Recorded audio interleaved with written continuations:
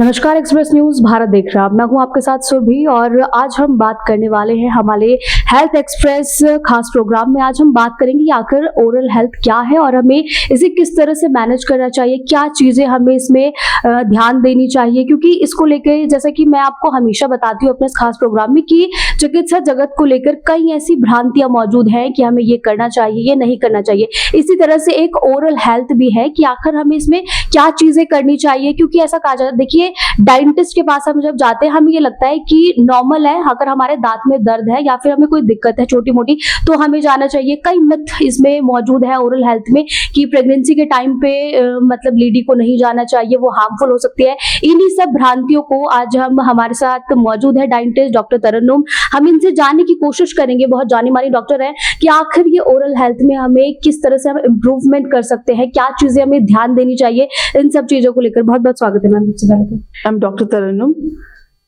हाँ जी, देखिए मैम, मैं आपसे सबसे पहले ये जानना चाहती हूँ कि जैसा ये कहा जाता है कि डेंटिस्ट के पास हमें तब जाना चाहिए जब हमारे दांत में पेन हो रहा है या फिर कैविटी या फिर रूट कैनाल कुछ भी कराना हो, हमें तब जाना चाहिए, ऐसा लोग कहते हैं। क्या आप ये मानती हैं कि डेंटिस्ट के पास जाना भी उसी तरह जरूरी है जैसे हम और डॉक्टर्स के पास अपना नॉर्मल इलाज के लिए जाते हैं?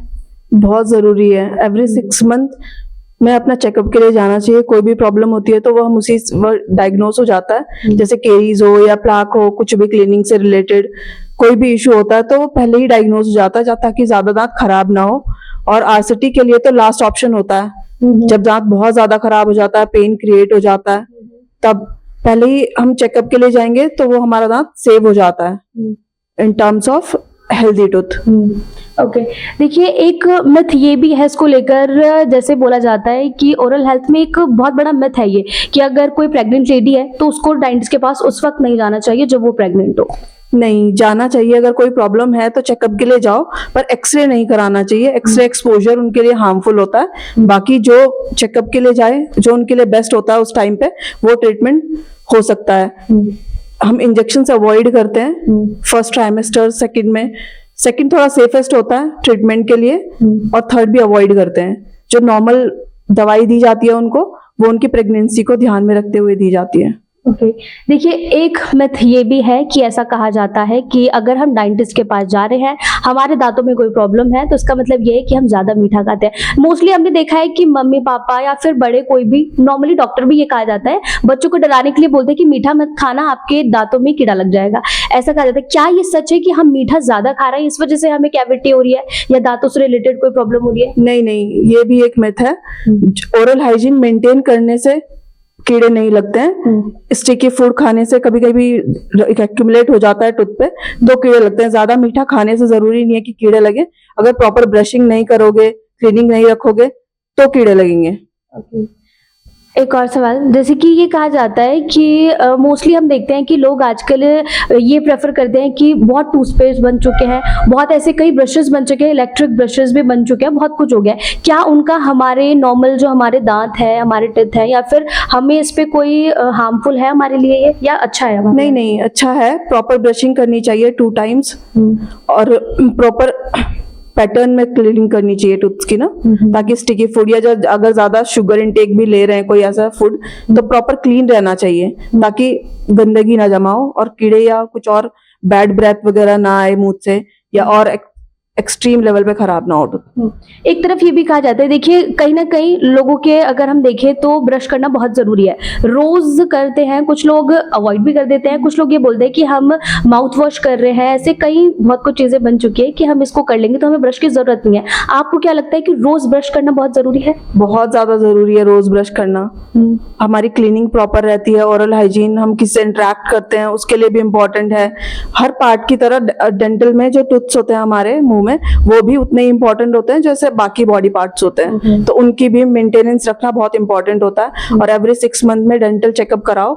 अगर कोई प्रॉब्लम होती है तो उसका सॉल्यूशन भी होता है, ट्रीटमेंट भी होता है, वो भी जरूरी है कराना। और फ्लॉसिंग करनी चाहिए, प्रॉपर माउथ वॉश यूज करना चाहिए, 2 times ब्रशिंग करनी चाहिए, प्रॉपर क्लीनिंग। अगर कुछ प्लाक वगैरह एक्यूमुलेटेड है तो डेंटिस्ट के पास आओ, क्लीनिंग कराओ, वो बहुत इंपॉर्टेंट है। देखिए, ऐसा कहा जाता है कि आजकल जैसे कि हम देखते हैं कि लोग जैसे जैसे आगे समय बढ़ रहा है, लोग ये देखते हैं कि लोग ना जाते हैं कि हमें व्हाइटनिंग करानी है अपने टीथ को। तो ऐसा भी कहा जाता है कि जिसके येलो टीथ होते हैं, आई थिंक वो ज्यादा हेल्दी होते हैं। ऐसा जितना मैंने पढ़ा है या जितना मुझे पता है, ऐसा कहा जाता है। पर फिर भी लोगों में ये होड़ मची हुई है कि हमें अपनी व्हाइट टीथनिंग करानी है, और उससे ये कहा जाता है कहीं ना कहीं हमारे दांतों पे उसका बहुत असर पड़ता है।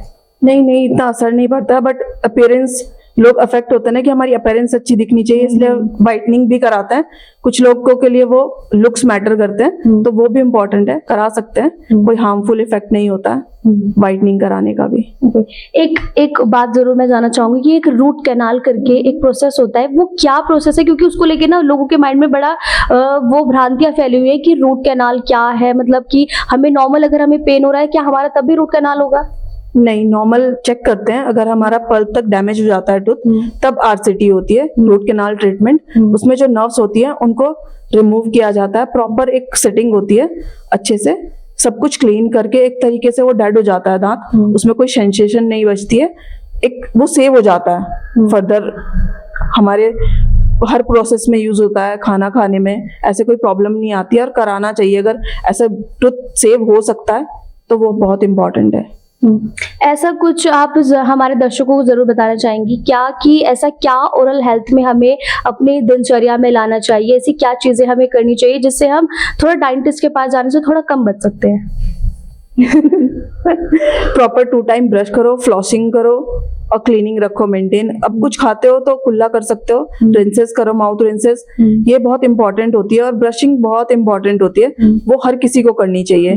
कोई फूड एक्यूमुलेट होता है तो उसको प्रॉपर क्लीन करो, ये बहुत ज्यादा जरूरी है। और स्टिकी फूड और शुगर फूड थोड़ा सा अवॉइड करो, ये इम्पोर्टेंट है। जंक फूड भी बहुत लोग खाने लग गए हैं आजकल, थोड़ा सा अवॉइड करना चाहिए ताकि ओरल हाइजीन मेंटेन रहे।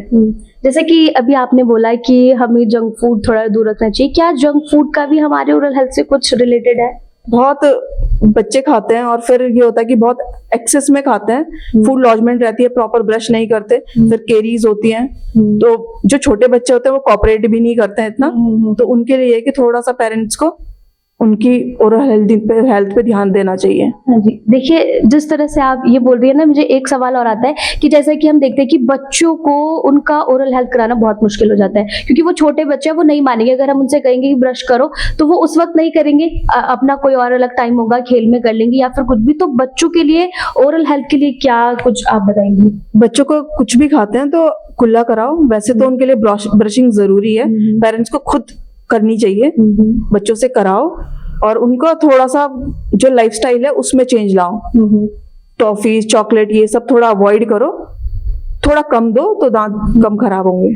तो क्या आखिर इसमें मैम हम इसमें क्या कुछ आपके डेंटिस्ट में ऐसा क्या चीज? हाँ, इसमें ऑर्थोडोंटिक ट्रीटमेंट होता है, ब्रेसेस लगते हैं, उनका करेक्शन करवाते हैं, और ताकि अपीयरेंस में थोड़ा सा उनके लुक्स बेटर हो जाए। पहले से जैसे टेढ़े मेढ़े दांत होते हैं वो सब ठीक हो जाते हैं, और उनके जो लुक्स होते हैं वो भी बहुत अच्छे हो जाते हैं। और सारे दांत सीधे हो जाते हैं और अंदर भी हो जाते हैं ऑर्थो ट्रीटमेंट से ना। हाँ, और एक सवाल और है, अभी बिल्कुल जस्ट अभी जैसे आपने बोला कि वो अंदर हो जाते हैं, ऐसा भी बोला जाता है कि जब हम मतलब लोग अपने दांतों में ब्रिसल्स या कुछ भी लगाते हैं तो बोलते हैं कि वो हार्मफुल होता है। हमारी जो स्किन होती है, जैसे हम ब्रिसल्स लगवा रहे हैं, खाना खाने में तो प्रॉब्लम थोड़ी बहुत ही तो होती है, उसको साफ सफाई रखना, उसको हाइजीन करना, वो भी एक अलग है। ऐसा बोला जाता है कि अगर हम वो कराते हैं तो हमारी कुछ यहाँ पे मसल्स होती है, उसमें कुछ प्रॉब्लम्स हो सकती है। नहीं, कोई प्रॉब्लम्स नहीं होती है, वो एक सेफ ट्रीटमेंट है, ऐसे कोई दिक्कत नहीं आती है मसल्स में।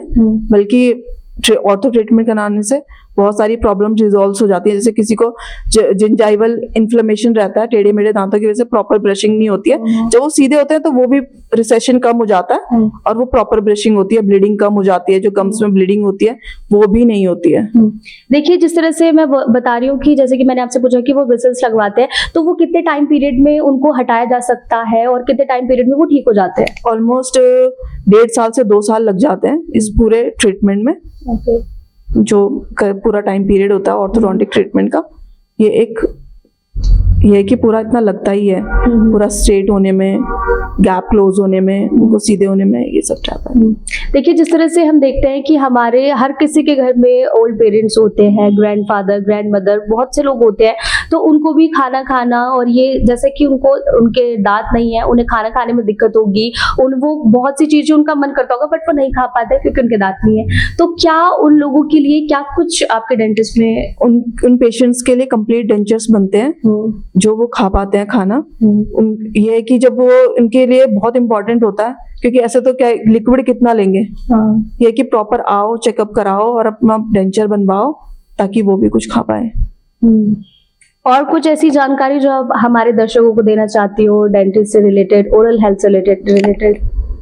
एवरी 6 मंथ में अपना डेंटल चेकअप कराओ और एवरी 3 to 4 मंथ अपना ब्रश चेंज करो ताकि प्रॉब्लम्स ना हो, और जो भी कुछ प्रॉब्लम्स अगर अराइज होती है तो आप ट्रीटमेंट कराओ।